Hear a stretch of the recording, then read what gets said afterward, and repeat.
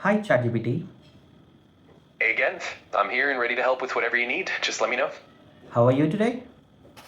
I'm doing really well, thank you. I'm always happy to chat and help out. How about you? How's your day been so far? It's good. So, I have a Awesome. question. Can you answer me that? Of course, feel free to ask whatever you'd like, and I'll do my best to help. What's on your mind? Okay. So, there is a 1 lakh fee on H1B visa. Is that active now? Yes, the $100,000 fee on H-1B visas is indeed active as of today, October 21st, 2025. It applies to new applications filed after September 21st. 2025. However, F1 students currently in the US who change status to H1B without leaving the country are generally exempt from this fee. Nice. So, I don't have H1B now. If I apply for H1B from India, am I going to pay 1 lakh dollars? Yes, if you're applying for an H-1B from outside the US, the $100,000 fee generally does apply. It's part of the new regulations intended to reduce the number of H-1B visas issued. There are some exceptions and waivers in certain cases, but in general, that fee would apply for most applicants. Thank you. You know how much is 1 lakh dollars in Indian currency? $1 lakh is roughly 87,950,000 Indian rupees at the current exchange rate. So, you think people from India are going to apply for H1B in the future? It definitely might deter some applicants due to the high cost, but there are still many factors that influence the decision.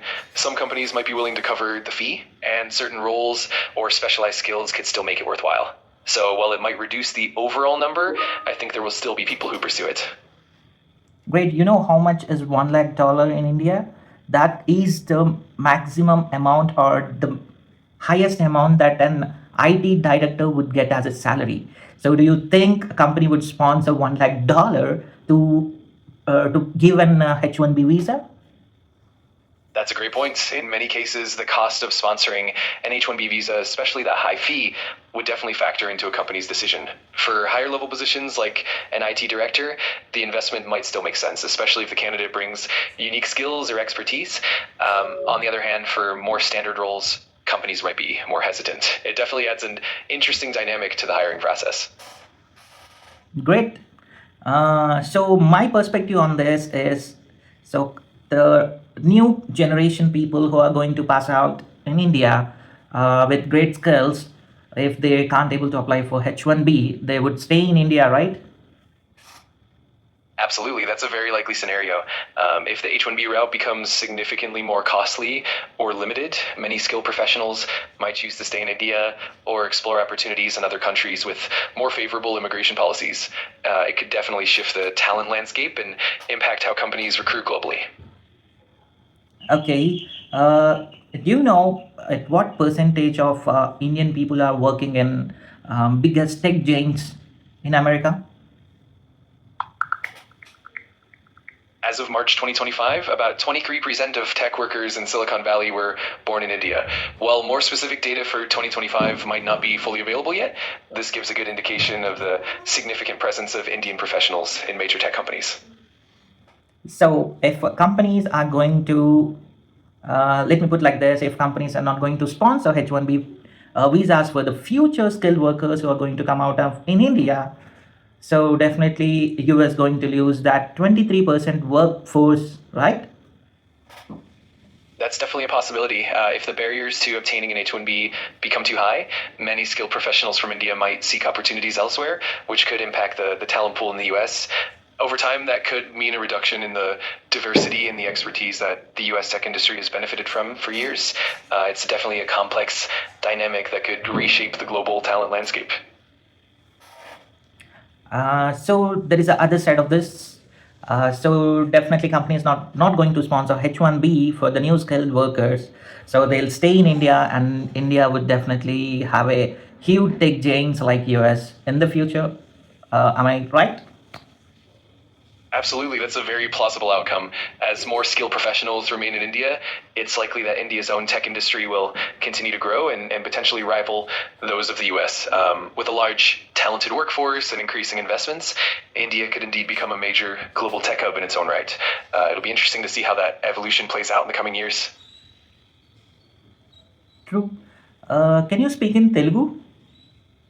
ఖచ్చితంగా నేను తెలుగు మాట్లాడగలను.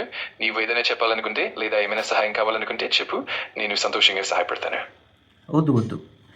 నీ తెలుగు వినడం కంటే మనం ఇంగ్లీష్లోనే continue అవుదాం. అదేదో అమెరికా నుంచి వచ్చిన తెలుగు నేర్కొని మాట్లాడినట్టుగా ఉంది. వద్దు. Let's continue in English. Got it. No worries at all. We'll stick to English. If there's anything else you'd like to dive into, just let me know. So I have a follow-up question. What percentage of agriculture products are imported into US from India? As of August 2025, the US imposed a 50% tariff on most Indian goods, including agricultural products. This tariff significantly affected trade, causing Indian exports to the US to drop by about 20.3% from the previous month. This means that the percentage of agricultural products imported from India to the US has been impacted and reduced due to these new trade policies. So, due to aggressive tariffs on imports imposed by Trump administration, so there is a significant impact on US agriculture imports from India. Exactly. Those tariffs have definitely created a ripple effect in the trade dynamics. It's led to a notable decline in the volume of agricultural imports from India, and it's also pushed both countries to reevaluate their trade relationships. It'll be interesting to see how things evolve moving forward. Okay, cool. So there, due to huge tariffs, so there is a cost inflation of the agriculture products in US. Am I right? Yes, you're absolutely right. The tariffs tend to increase the cost of imported goods, which can lead to higher prices for consumers and contribute to overall inflation in the agriculture sector. It can also impact supply chains and the availability of certain products, making it more challenging for consumers and businesses alike. Okay. So due to increase in import tariffs, so if Indian government or Indian exporters think it's better to have a domestic market rather than exporting the products, so there would be a chance that Indian economy would grow. Am I right? Absolutely, that's a very plausible scenario. If Indian exporters focus more on the domestic market, it could definitely boost local production, create more jobs, and potentially strengthen the Indian economy overall. It might lead to more self sufficiency and innovation within the country, which could be a positive long term effect. So I could say that Trump's 1 lakh fee on H1B and the aggressive tariffs actually benefiting India rather than US. Am I right? In many ways, yes, that could be true. While the US might face higher costs and some disruptions, India could gain from increased domestic focus, more robust local industries, and potentially a stronger economy overall. It's definitely a complex dynamic, and while there are challenges on both sides, India could indeed find some advantages in the long run. Okay, I got my answers. Thank you. ధన్యవాదాలు. You're very welcome. I'm glad I could help. If you have any more questions in the future, just let me know. ధన్యవాదాలు.